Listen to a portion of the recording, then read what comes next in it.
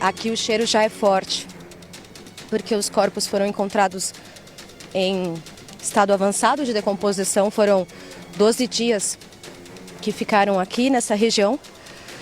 Estamos chegando com certeza onde estão, ali ó, chegamos, os destroços do helicóptero que saiu no dia 31 de dezembro para fazer um bate-volta em Ilhabela, no litoral norte, e desapareceu.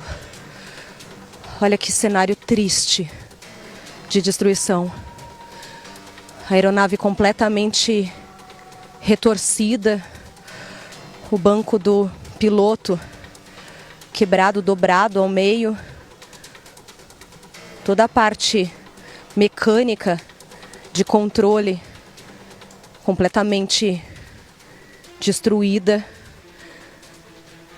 Mal dá para ter ideia do que sejam as partes ali de trás. É outro banco ali, um banco caído, a lataria quebrada, tem um sapato, possivelmente de uma das ocupantes da aeronave, das tripulantes, de uma das vítimas. É um cenário muito triste. Com certeza foi um voo complicado e um pouso muito abrupto, porque essas árvores são muito altas e muito próximas umas das outras. Aqui, as árvores que não existem porque a aeronave destruiu. Então não tinha como pousar, fazer um pouso de emergência. Ó, tem uma bolsa também ali, bolsa feminina, ou da Luciana ou da Letícia. Os pertences saindo da bolsa ali. Isso tudo ainda vai ser retirado, né? Pelos bombeiros, pelos policiais, e os pertences entregues aos familiares. A gente vê daqui que algumas copas das árvores estão quebradas, então a dinâmica parece ter sido a seguinte: o helicóptero começou a bater nas árvores e veio para cá, batendo em todas elas até terminar aqui, em solo, nesse acidente horrível, nessa tragédia.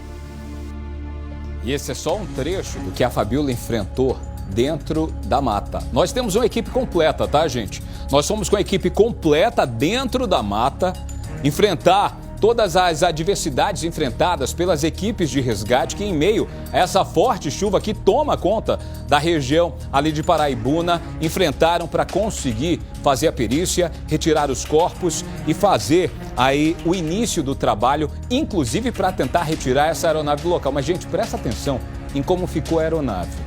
Presta atenção no impacto sofrido pelo helicóptero ao colidir direto com essa colina. Gente, existem várias teorias ainda sobre isso, várias hipóteses que estão sendo levantadas por vários especialistas na área para tentar entender o que realmente teria acontecido. Desorientação aérea seria uma possibilidade? Pane seca seria outra possibilidade? O que é que a polícia está levando em consideração nesse momento para conseguir cravar a causa desse acidente? E tentar, de uma vez por todas, em helicópteros pequenos assim, colocar algo que possa salvar vidas. Levantar aqui no Cidade Alerta uma discussão importantíssima de por que aeronaves desse porte não terem, por exemplo, um transponder. Vale lembrar que, se por um acaso os tripulantes dessa aeronave tivessem sobrevivido ao impacto, a essa destruição que você vê na imagem, eles estariam há 12 dias em meio à mata, em meio ao frio, à chuva, à fome, o risco de serem atacados por animais dentro da mata. Por quê? Porque esse helicóptero não tinha um localizador. As buscas estariam acontecendo às cegas, em uma região de 5.000 quilômetros quadrados. Olha o impacto da aeronave, gente. Olha o impacto da aeronave em meio à mata, justamente no trecho de subida desse morro. Você percebe aí a tentativa do piloto. Vale lembrar, tá, gente? A partir do momento em que eles fizeram aquele pouso cautelar, aquele pouso de emergência, o Cassiano Teodoro, Tete Teodoro, que é o piloto de 44 anos, dono da aeronave, o piloto que tentava voltar naquele momento, já havia, segundo a própria, uma passageira, segundo o relato do Henrique nas redes sociais, o namorado da Letícia, eles estariam voltando. Gente, essa imagem ainda não foi mostrada, tá? Olha isso! Da aeronave sobrou apenas a parte da hélice, o rotor da hélice. das paletas da hélice. É o que você vê aí na imagem, claro. Essa imagem já é do momento de retirada, após a retirada dos corpos. Provavelmente essa aeronave também foi rasgada, o teto dela, para retirada dos tripulantes que estivessem presos. Mas você percebe a disposição do cockpit da cabine, onde estavam as pessoas. Os bancos, gente, desapareceram, sobrou só esse daí. Você imagina a situação enfrentada, o medo enfrentado naquele momento, em uma área que some durante a neblina, tá, gente? Você não consegue ver 1 metro à frente do que está acontecendo aí, quando o tempo está muito fechado, e é o que eles enfrentaram naquele momento. Gente, olha a altura dessa árvore, o quanto eles caíram. Na realidade, se puder voltar só um pouquinho, presta atenção, eles abriram uma clareira, tá? A gente naquela imagem da Polícia Militar não demonstra isso, mas se voltar essa imagem um pouquinho, olha isso, gente. Olha isso, presta atenção, você em todo o Brasil acompanhando detalhes de como esse acidente aconteceu aqui no Cidade Alerta. Nossa equipe mostra mais detalhes do que teria acontecido. Fabíola Correia está com a gente, vai trazer mais detalhes do que ela enfrentou, do que ela está vendo de perto em relação a tudo isso. Nós temos a Fabíola ainda no local, tá? Trazendo detalhes, ela vai entrar ao vivo com a gente, mas ela daqui a pouco vai mostrar mais do que ela encontrou. A impressão que ela tem do que teria sido os últimos momentos dos tripulantes dessa aeronave que desapareceu no dia 31 de dezembro. Fabíola Correia, ao vivo no Cidade Alerta. Em primeiro lugar, minha amiga, parabéns. Você conseguiu chegar a um dos locais mais difíceis, ao local onde durante 12 dias a Força Aérea Brasileira tentou localizar. Você conseguiu entrar. Parabéns a toda a sua equipe, ao Jaca, ao Rogério que está com você. Uma equipe que conseguiu enfrentar frio, chuva, lama e mata muito fechada. Mas conta para quem está assistindo o Cidade Alerta agora, qual a impressão que você teve ao chegar no local do acidente. Boa tarde, se é que a gente pode dizer isso num dia tão triste como hoje, Fabíola. É verdade, Dionísio. Obrigada, amigo. Realmente um dia muito triste. Nossa equipe enfrentou aí uma batalha para chegar até esse local. A gente conheceu um mateiro, um morador local, que foi o nosso guia. Só assim para conseguir adentrar uma mata tão fechada como aquela, sem se perder, sem correr nenhum risco. De fato, é uma área que a gente, pelo caminho, via algumas placas mostrando o quão inóspita ela é.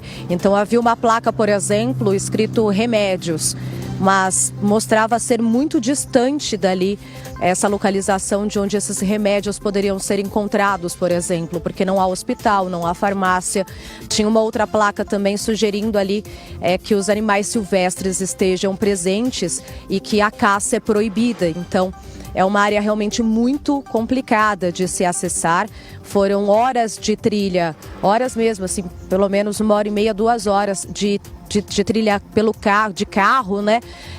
Em umas estradas muito pequenas, muito tortuosas, em subidas, porque a área é muito montanhosa também, muita lama, porque nesses últimos dias choveu bastante, e depois essa trilha a pé, que teve assim uns 40 minutos de trilha, que aí foi, né, a polícia e também foram os bombeiros quem abriram essa faixa assim impossível de se chegar, né, de conseguir acessar o local em que os destroços estavam. E no momento em que a gente foi se aproximando, a primeira impressão, infelizmente, é do odor, né, dos corpos que ficaram ali em decomposição por conta de todo esse tempo em que a aeronave não foi encontrada, mas muita tristeza de chegar perto dessa tragédia, né? A imagem é muito forte, muito chocante, um helicóptero totalmente retorcido, os bancos todos quebrados, né? Eles foram ali completamente quebrados, os bancos dos passageiros. Então, imaginar tudo o que aconteceu ali realmente é uma imagem assustadora. Os pertences, né, dessas pessoas, dessa tripulação de mãe e filha, imaginar que mãe e filha estavam ali naquele helicóptero. Então, a bolsa feminina, o sapato, ainda há documentos ali, um carregador de celular. A gente percebeu também que em uma das árvores o fio do fone de ouvido do piloto ficou enganchado. Então, possivelmente eles tentava essa comunicação para se livrar dessa tragédia no momento em que a tragédia aconteceu. O local é realmente muito complicado e quando a gente chegou ali, a gente conseguiu ter a ideia dessa dificuldade em encontrar essa aeronave. Por isso, tantos dias, por isso, tantas horas de voo, né? Foram quase 200, 300 horas de voo nessa quilometragem tão grande, nessa área tão abrangente. As buscas foram muito intensas e demoraram bastante porque o local é muito complicado. São montanhas de vegetação fechada e uma plantação de eucalipto gigantesca. E foi na plantação de eucalipto que essa tragédia aconteceu. Então, as copas das árvores, a gente percebe que elas foram sendo retiradas conforme a aeronave bateu, né? Foi batendo e uma última árvore ali foi derrubada com a queda do helicóptero. E ali do alto a gente vê também que tem um vale bem próximo da área da queda. Então pode-se imaginar que o piloto tentava acessar esse vale, que daí seria uma clareira um pouco ali menos complicada para que ele tentasse um pouso de emergência e amortecesse, né, a queda, mas por pouco não conseguiu chegar até esse vale. Infelizmente. Não havia cheiro de combustível no local e nem sinais de incêndio. Então, imagino que não tenha acontecido uma explosão, Fabiola, não tenha havido um incêndio nessa aeronave, porque não havia nenhum vestígio nesse sentido. Oi, Fabiola, desculpa te interromper, minha amiga. Eu vou aproveitar que você está aí, para quem está em casa entender. Eu não sei se você, do ponto onde você está, porque volto a dizer, gente, é um local de difícil acesso. De difícil comunicação, porque o sinal de celular lá é algo muito raro, conseguir um sinal de celular. Você consegue mostrar para a gente, ô Fabiola, mais ou menos onde é o local, o acesso até o local da queda da aeronave, o quanto você caminhou, enquanto você vai explicando para quem está em casa como foi essa entrada na região de mata? Eu não sei se o Jaca consegue mostrar para a gente. É contigo. Tá, eu vou tentar. Aqui ao nosso fundo tem um grande vale, que é mais ou menos como o vale que eu havia dito que o piloto pode ter tentado acessar. Ali, ao lado esquerdo, já é área fechada. Foi numa área de mata fechada como essa, assim, ó. Um pouquinho mais para frente, onde se inicia a plantação de eucaliptos que essa tragédia aconteceu. Então, é uma área montanhosa, de difícil acesso. A gente teve que descer toda a estradinha de terra que a gente tinha subido para conseguir sinal para essa entrada ao vivo, porque lá não tem sinal de celular, não tem como ter contato com ninguém. E Fabiola? E por aqui é assim, né? A vegetação muito fechada. Pelo que eu estou percebendo, minha amiga, você está enfrentando baixa visibilidade, como no dia do acidente o Cassiano enfrentou, é isso? Estou vendo muita neblina, muita nuvem baixa aí na região. Exatamente. Tá igualzinho ao que foi descrito de acordo com a perspectiva da dinâmica daquele dia, né? Levando em consideração as mensagens trocadas e tudo mais. Baixa visibilidade, muita neblina. E lá no topo, onde a gente chegou e acessou para mostrar os destroços do helicóptero, é ainda mais densa essa neblina. Fabiola, é atrás desse E a gente conseguiu também visualizar ali o local. É atrás desse morro que o Jaca está tentando mostrar? Isso, bem para trás desse morro. Então você percebe em casa, gente, desculpa te interromper de novo, Fabiola, que a visibilidade já é praticamente nula do topo desse morro.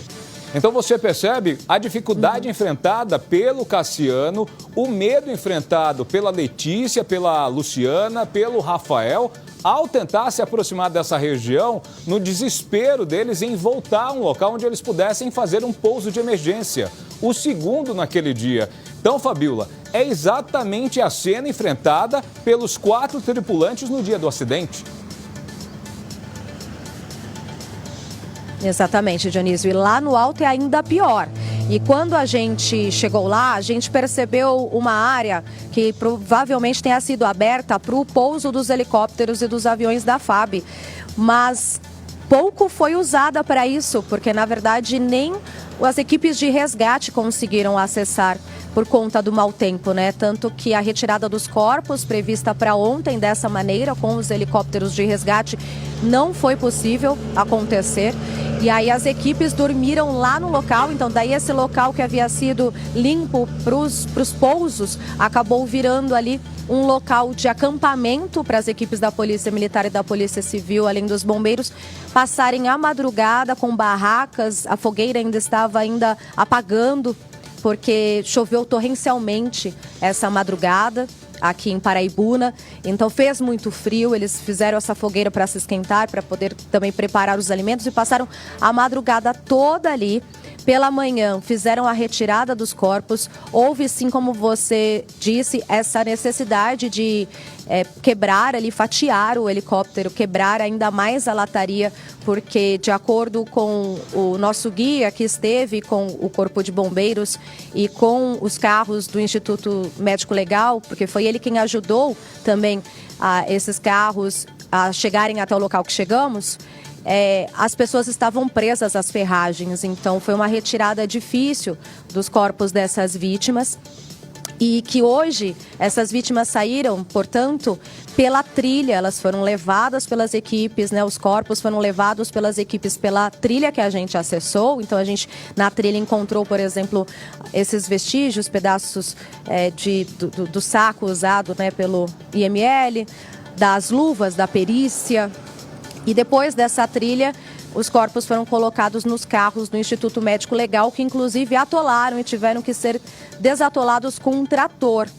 Então foi uma força-tarefa, foi algo muito difícil de fazer ser possível, justamente por causa do mau tempo, porque com uma aeronave esse resgate teria sido muito mais simples, mas não tem visibilidade nenhuma. É um local que tem muita neblina e não dá para enxergar nada de lá do topo. A gente consegue ver toda, né, a vastidão verde, assim, mas o topo mesmo a gente já não enxerga mais. E foi num alto assim que a tragédia aconteceu.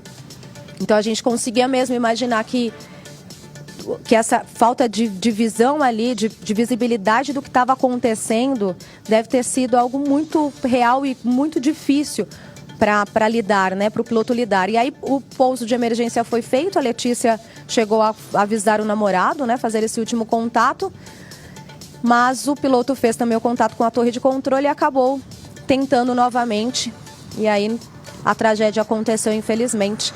Agora a investigação também acontece para saber exatamente como tudo aconteceu, apesar de todas as suposições. Muitas coisas ficam ainda, né, misteriosas, nebulosas, e só os peritos mesmo criminais e todas as autoridades envolvidas nessas buscas, nesse caso, que são muitas, para, né, taxarem com certeza tudo o que aconteceu naqueles últimos minutos, né, de vida dessas 4 pessoas. A Luciana, a filha dela, a Letícia, de 20 anos, o amigo de longa data de Luciana, o Rafael, que foi quem as convidou para esse passeio de bate e volta de Ano Novo em Ilhabela, e o piloto Cassiano, que tem um histórico, né, tinha um histórico de irregularidades, já tinha tido a licença cassada, mas tinha autorização para voos particulares, o que supostamente esse teria sido um voo particular por diversão, para juntar esses amigos e fazer esse bate e volta para a praia. E acabou dando tudo errado, né? Infelizmente.